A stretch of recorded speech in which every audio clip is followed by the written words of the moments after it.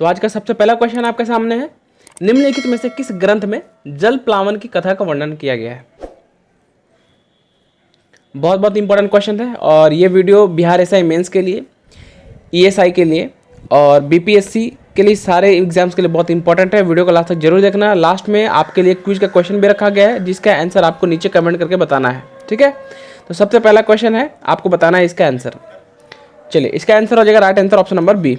शतपथ ब्राह्मण ग्रंथ में बताया गया है जल प्लावन की कथा, ठीक है। बहुत इंपॉर्टेंट क्वेश्चन है। पिछले बार एक क्वेश्चन पूछा गया था, बीपीएससी पैटर्न पे आया था, एक क्वेश्चन था कि कौन से ग्रंथ में क्षत्रियों को ब्राह्मणों से भी ऊंचा दर्जा दिया गया है या फिर ब्राह्मणों से श्रेष्ठ दर्जा दिया गया है, वो कौन से ग्रंथ में, तो वो शतपथ ब्राह्मण ग्रंथ में, ठीक है। ये आपको याद रखना है। आगे बढ़ेंगे, फटाफट देखेंगे क्वेश्चन नंबर 2। चलिए, क्वेश्चन क्या है, लॉर्ड इरविन किस संदर्भ में निम्नलिखित कथनों पर विचार कर सही विकल्प का चुनाव करें। तो लॉर्ड इरविन के बारे में दिया गया है और सही कथन कौन सा ये आपको बताना है। चलिए, एक एक पॉइंट हम लोग देखेंगे। पहला पॉइंट दिया है, बटलर कमीशन की नियुक्ति के समय भारत का वायसराय था, तो ये पॉइंट सही है। लॉर्ड इरविन जो है बटलर कमीशन की नियुक्ति के समय भारत का वायसराय थे। दूसरा जो पॉइंट दिया गया है कि सविनय अवज्ञा आंदोलन के गिरफ्तार महात्मा गांधी को 5 मई 1929 को बिना कोई शर्त के उन्हें रिहा कर दिया गया। तो देखिए, ये सब सही है, लेकिन जो 1929 नहीं होगा, यहाँ पे 1931 होगा। क्या होगा, 1931, 1931 होगा। और डेट क्या होगा, 5 मई नहीं होगा, यहाँ पे 25 जनवरी होगा, 25 जनवरी। तो ये पॉइंट आपको याद रखना है। तीसरा पॉइंट क्या दिया है कि जतिन दास की मृत्यु इसी के समय पुणे जेल में हुई थी, तो ये पॉइंट गलत है, ठीक है। ये जतिन दास की मृत्यु इसी के समय पुणे जेल में नहीं हुई थी, यह उनकी मृत्यु थी जुलाई 1931 में बिहार में। कहाँ पे हुई थी, बिहार में। ये आपको याद रखना है, ठीक है। तो इसका राइट आंसर क्या हो जाएगा, सिर्फ एक सही है, यानी right answer option number D, केवल एक यहाँ पे सही है। और जितना मैंने एक्स्ट्रा फैक्ट बताया उसको जरूर नोट कर लेना, क्योंकि वो हर एग्जाम में पूछा जाता है, इंपॉर्टेंट है। आगे बढ़ेंगे, क्वेश्चन नंबर 3 फुल डिटेल के साथ देखेंगे, एक एक चीज को हम लोग एक्सप्लेन करके। क्वेश्चन नंबर 3 है, निम्नलिखित कथनों में से कौन सा कथन असत्य है, जो गलत है वो आपको बताना है। चलो, एक एक पॉइंट देखेंगे। पहला पॉइंट दिया कि कांग्रेस समाजवादी राजनीतिक दल की स्थापना 1934 ईस्वी में हुई थी, तो इसमें कोई दो राय नहीं है, बिल्कुल सही है। 1934 में कांग्रेस समाजवादी राजनीतिक दल की स्थापना की गई थी। दूसरा पॉइंट है, जयप्रकाश नारायण ने समाजवाद ही क्यों पुस्तक की रचना की, ठीक है। ये जो पॉइंट है ये भी सही है। और ऑप्शन सी है कि 1933 में बिहार में एक समाजवादी पार्टी का गठन किया गया था, ये गलत है। ये बिहार में नहीं हुआ था, 1933 में या पंजाब में हुआ था। कहाँ पे, पंजाब में। तो इसका राइट आंसर पंजाब होगा। तो कौन सा असत्य है, right answer option number C हो जाएगा कि यही असत्य है, बाकी सब सही है। तो ये आप नोट कर लो।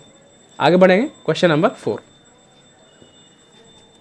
समाजवादी एवं राष्ट्रीय आंदोलन नामक पुस्तक की रचना किसने की, आपको बताना है। बहुत बहुत शानदार क्वेश्चन है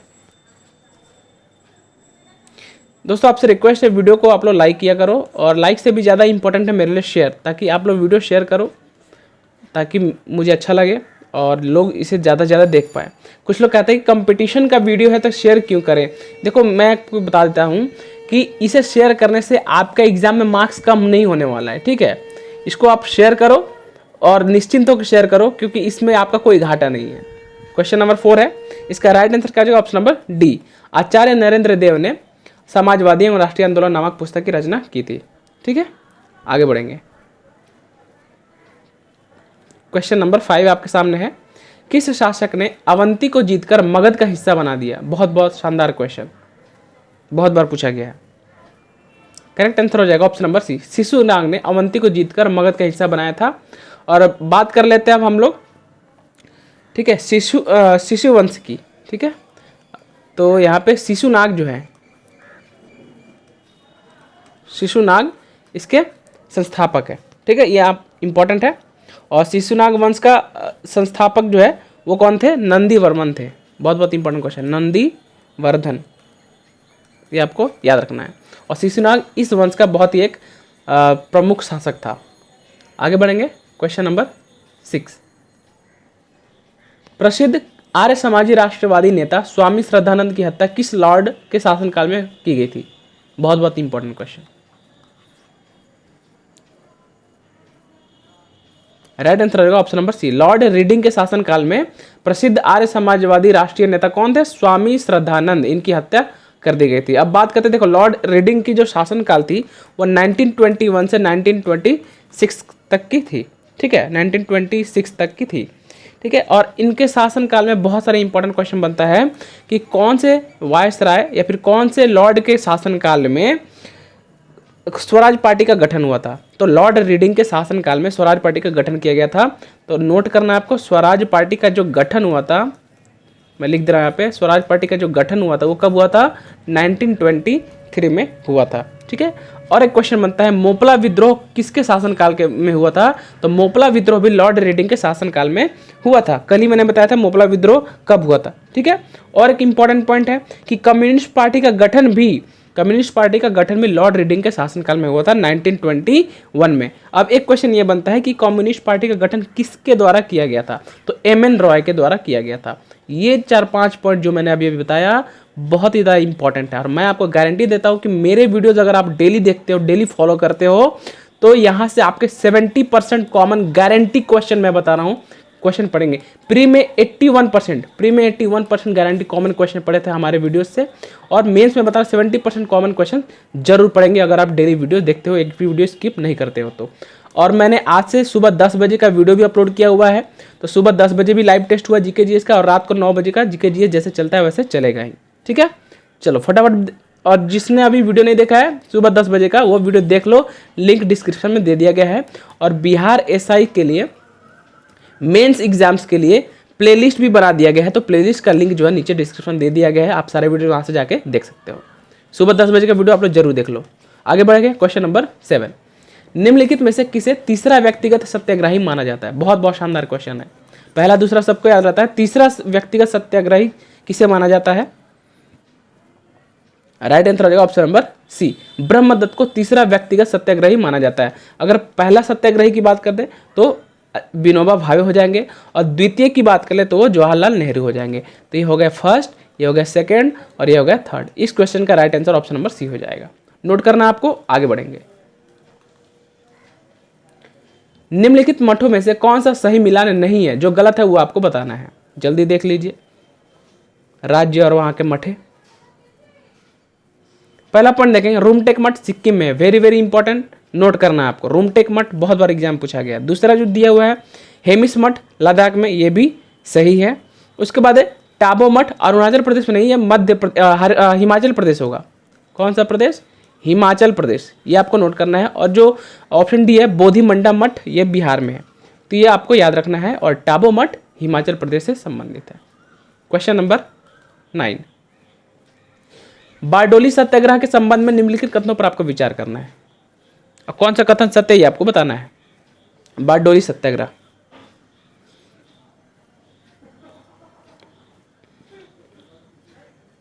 चलो एक एक पॉइंट देखेंगे। पहला पॉइंट है, यह गुजरात के बारडोली जिले में लगान वृद्धि के खिलाफ आंदोलन था।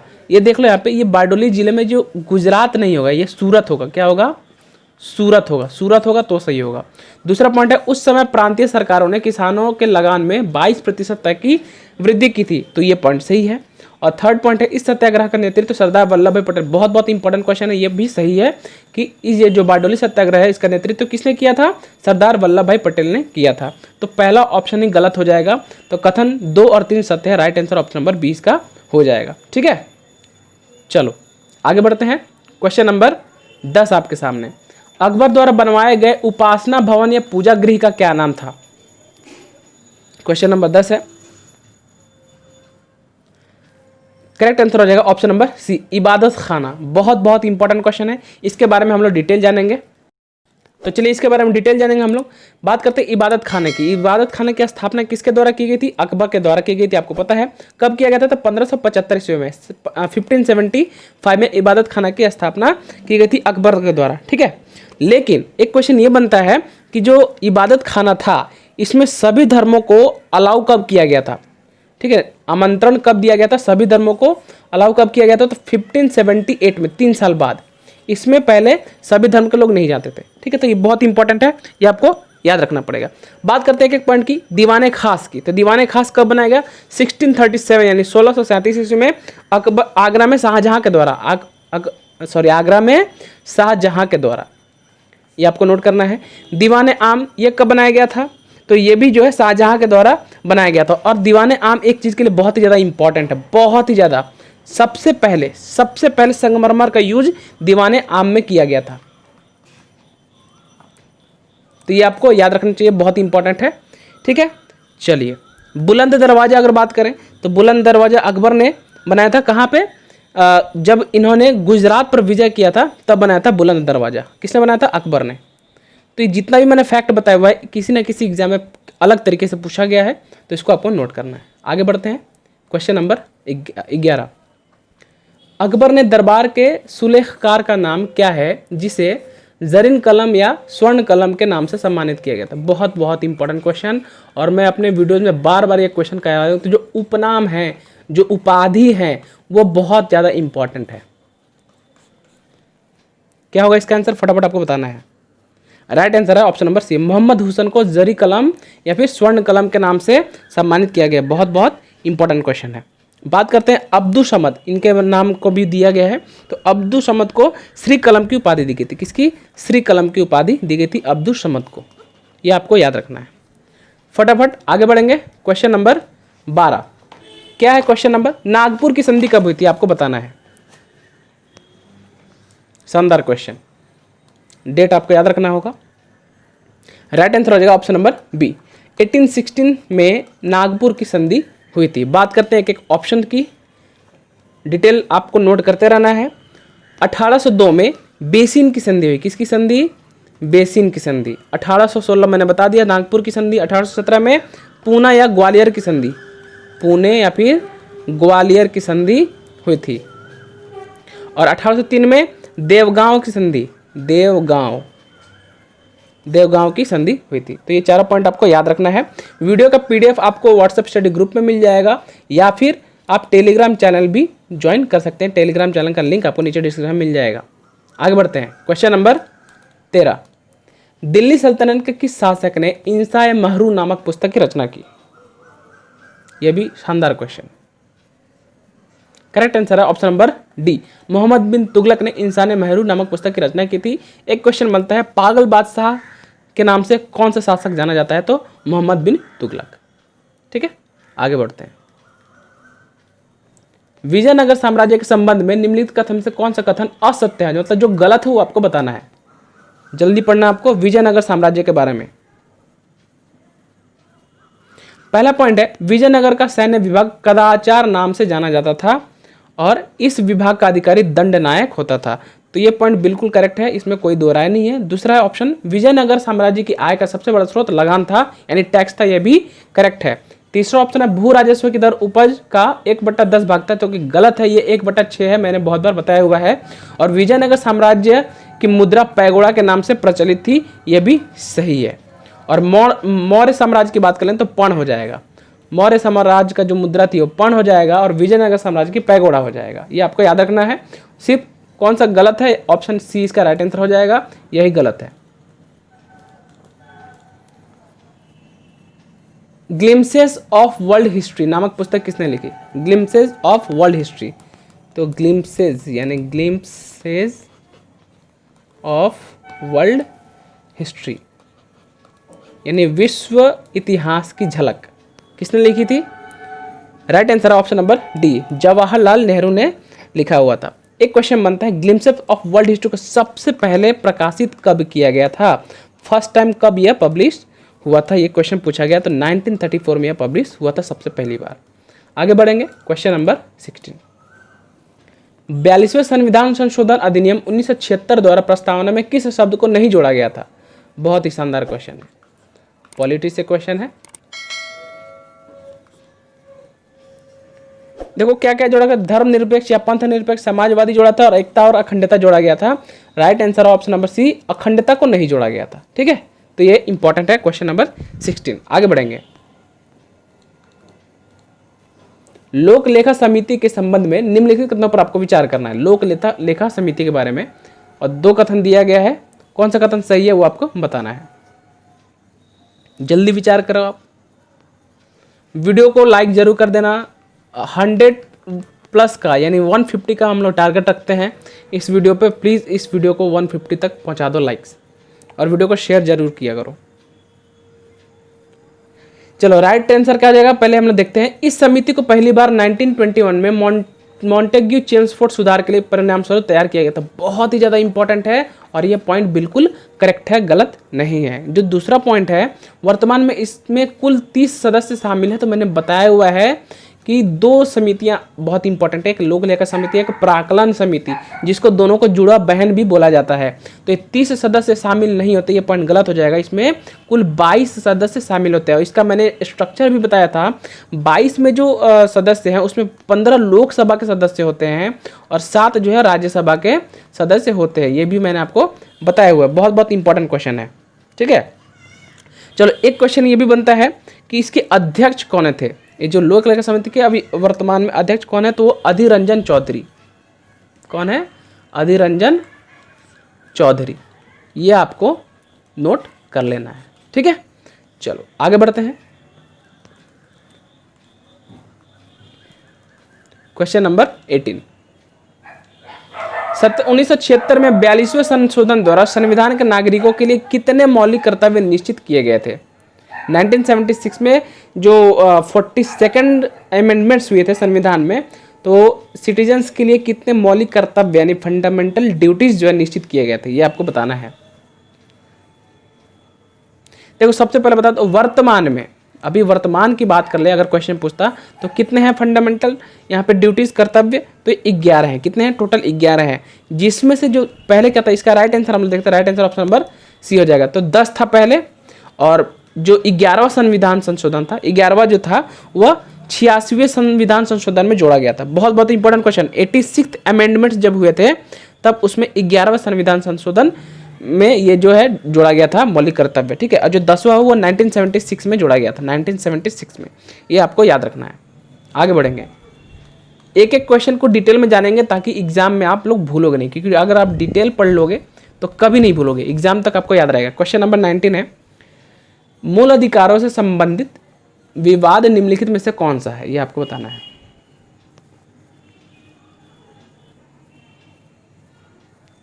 Right answer option number A, Golaknath बनाम पंजाब राज्य 1967। ठीक है, आगे बढ़ते हैं। क्वेश्चन नंबर 20, निम्न में से कौन सा युग्म सुमेलित नहीं है, मतलब जो गलत है वो आपको बताना है।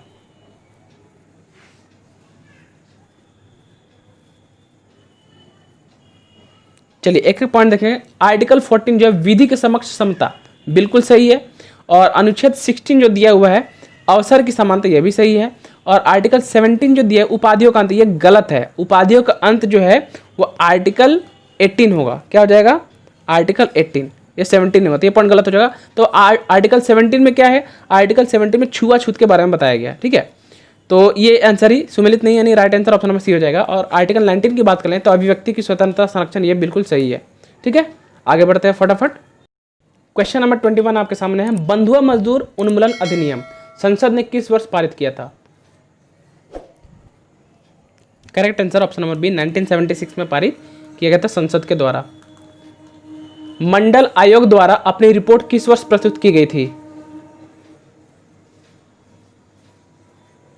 Correct answer option number C, 1980 में पहला रिपोर्ट इन्होंने सबमिट किया था, प्रस्तुत किया था। अगर मंडल आयोग का गठन पूछ लिया जाए तो गठन 1 साल पहले 1979 में की गई थी। ठीक है, आपको याद रखना है। आगे बढ़ते हैं। निम्नलिखित में से किसको संविधान द्वारा मौलिक अधिकार यानी फंडामेंटल राइट्स के संरक्षण की शक्ति दी गई है?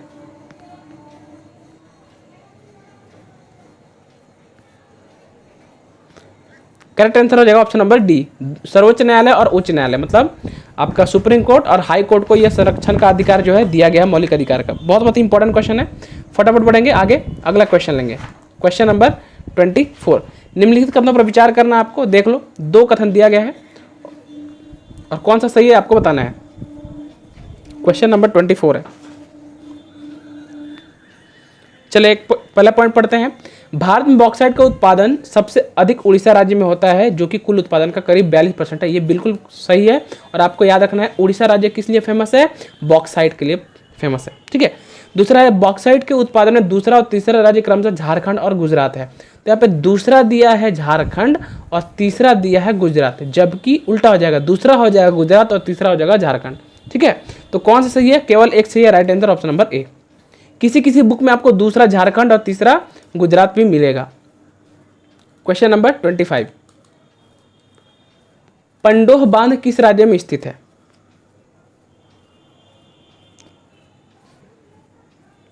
आपके लिए एक्स्ट्रा क्वेश्चन ये है, ये जो पंडोह बांध है, मैं क्वेश्चन का आंसर देखता हूँ, बहुत अच्छा लगता है आप लोग डिटेल में आंसर देते हो तो, और जो नहीं देते हैं वो अच्छा नहीं लगता।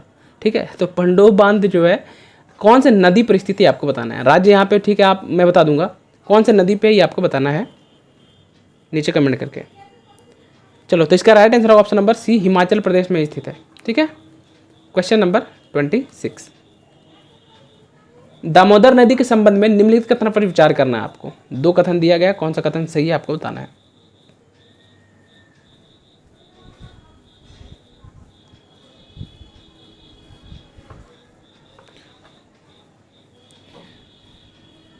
राइट आंसर क्या हो जाएगा? ऑप्शन नंबर सी, 1 और 2 दोनों सही है। कैसे? झारखंड में इसे देवनाथ के नाम से जाना जाता है। बहुत बहुत इंपॉर्टेंट क्वेश्चन है, बहुत कम लोगों को पता है कि दामोदर नदी को झारखंड में देवनाथ के नाम से भी जाना जाता है, और कुन्नर तथा बाराकर इसकी सहायक नदी है। बिल्कुल सही है। क्वेश्चन नंबर 27, तो क्वेश्चन नंबर 25 में जो पूछा था कि कौन सी नदी पर स्थित है, वो ब्यास नदी पर स्थित है। बिल्कुल सही जवाब, कमेंट किया करो आप लोग। क्वेश्चन नंबर 27 क्या है? झारखंड के साथ छोटा नागपुर पठार और किन किन राज्यों में फैला हुआ है?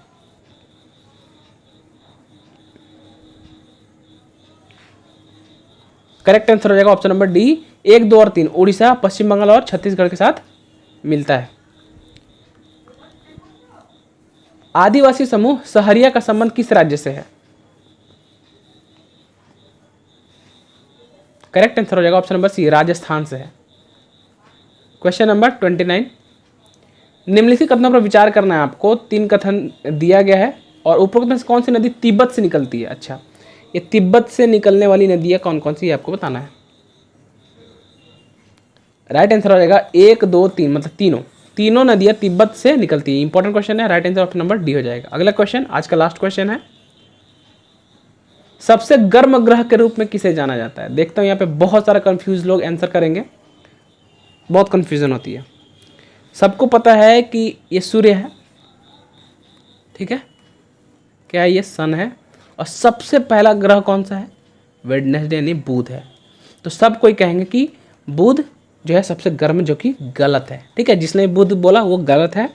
इसका आंसर हो जाएगा ऑप्शन नंबर बी, शुक्र ग्रह जो है सबसे गर्म है, क्योंकि शुक्र ग्रह जो है प्लैनेट है, इसके अंदर CO2 गैस की मात्रा बहुत ज़्यादा है, जिसकी वजह से यह गर्म रहती है। ठीक है, तो सबसे ज़्यादा गर्म ग्रह कौन सा है? बुध ना होकर शुक्र होगा, इसका राइट आंसर हो जाएगा। ठीक है, चलिए, तो कल मैंने क्विज का क्वेश्चन पूछा था कि बौद्ध संघ जीवन में नियमों का संग्रह है, तो कहाँ पे यह संग्रह दिया गया है? तो सबने आंसर दिया है, और इसका right answer option number C, Vinaya Pitaka में बौद्ध संघ जीवन के नियमों का संग्रह है। और मैंने बोला था कि सबको डिटेल में आंसर देना, और जो भी डिटेल में आंसर देगा हर एक क्वेश्चन का जो मैं पूछता हूँ उसका नाम दिखाया जाएगा। तो ये नाम है SCG, पूरा नाम पता नहीं। इन्होंने कमेंट किया है कि विनय पिटक में यह क्या है, संग्रह किया गया है। और मैंने पूछा था कि जो बौद्ध धर्म है उसके गौतम बुद्ध के बारे में पूछा था, तो उनका जन्म हुआ था 563 BC में लुम्बिनी में हुआ था, और मृत्यु 483 ईस्वी में हुआ था, और ये कुशीनगर में इनका निधन हुआ था, यानी डेथ हुई थी। ठीक है, तो ये कमेंट अच्छा लगा इसलिए मैंने पोस्ट किया हुआ है। अगर आप चाहते हैं कि आपका नाम भी दिखाया जाए नेक्स्ट वीडियो में, तो जो भी मैं क्वेश्चन करता हूँ क्विज का, उसका आंसर आप डिटेल में देना, और सबसे पहले देना नीचे कमेंट करके। तो चलिए रेडी हो जाइए, आज का क्विज का क्वेश्चन आपके सामने है। क्विज का क्वेश्चन है, निम्नलिखित युग्म में से कौन सा सही सुमेलित नहीं है? जो गलत है आपको बताना है। ये 4 दिया गया है, ठीक है, इसका आंसर आपको करना है, डिटेल में करना है। जैसे मान लो ईस्ट इंडिया कंपनी, अब इसका आंसर कुछ और हो, तो सपोज कर लो ईस्ट इंडिया कंपनी की स्थापना कब हुई, इसका डेट दे देना। दर्पण, कोई भी इसका आंसर हो तो वो कब लिखा गया ये आपको बताना है। मान लो सत्यार्थ प्रकाश है, तो इसकी रचना किसने की है आप बता देना।